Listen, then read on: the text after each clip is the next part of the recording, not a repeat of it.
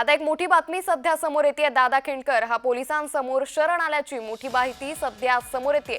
तर दादा खिंडकर विरोधात आता गुन्हा देखील दाखल झाला होता आणि याच पार्श्वभूमीवर आता दादा खिंडकर हा पोलिसांसमोर शरण आलाय। व्हायरल व्हिडिओ नंतर दादा खिंडकर हा पोलिसांसमोर शरण आल्याची मोठी माहिती सध्या समोर येते। दादा खिंडकर हा सरपंच संतोष देशमुख यांचे भाऊ धनंजय देशमुखांचा साडू आहे आणि आता त्यांचा हा व्हिडिओ व्हायरल झाला होता। या संदर्भात अधिक माहिती घेऊयात आमचे प्रतिनिधी आमिर हुसेन यांच्याकडून। आमिर, दादा खिंडकर बीड पोलिसांना शरण आलाय, का अधिक माहिती?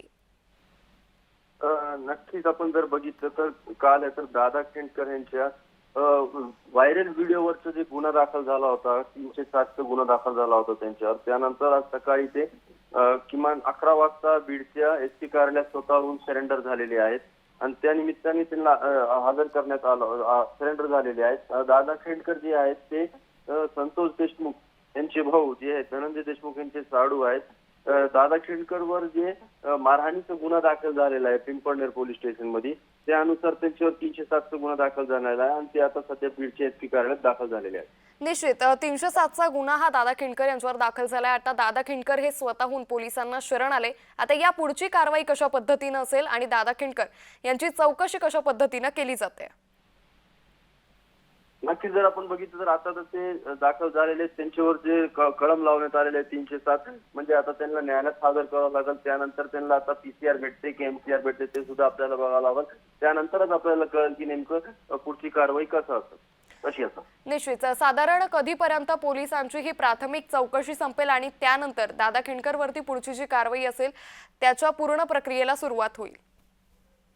जर आपण बघितलं तर आता तर ते आलेले आहेत, त्यांच्यानंतर ते पोलिसांची कारवाई असेल, प्रोसिजर पूर्ण होईल, त्यानंतर ते कोर्टात हजर करतील आणि त्यानंतर पुढचा भाग आहे।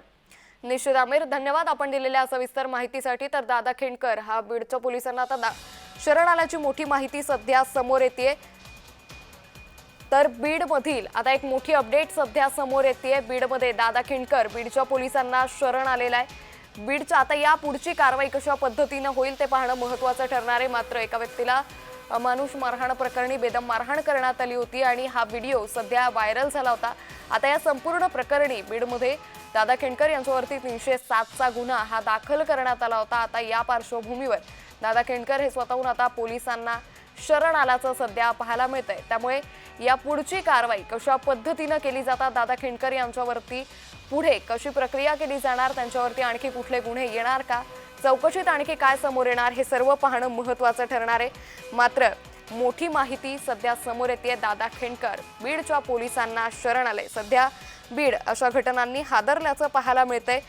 तर धनंजय देशमुख जे सरपंच संतोष देशमुख यांचे भाऊ आहेत त्यांचे साडू दादा खिंडकर यांनी एका व्यक्तीला बेदम मारहाण केली होती आणि त्याचा व्हिडिओ सध्या मोठ्या प्रमाणात समाज माध्यमांवर व्हायरल झाला होता आणि या प्रकरणी आता दादा खिंडकर यांच्यावरती 307चा बीडमध्ये गुन्हा दाखल करण्यात आला होता। त्या पार्श्वभूमीवर आता दादा खिंडकर हे बीडच्या पोलिसांना सध्या शरण आल्याचं पाहायला मिळतंय।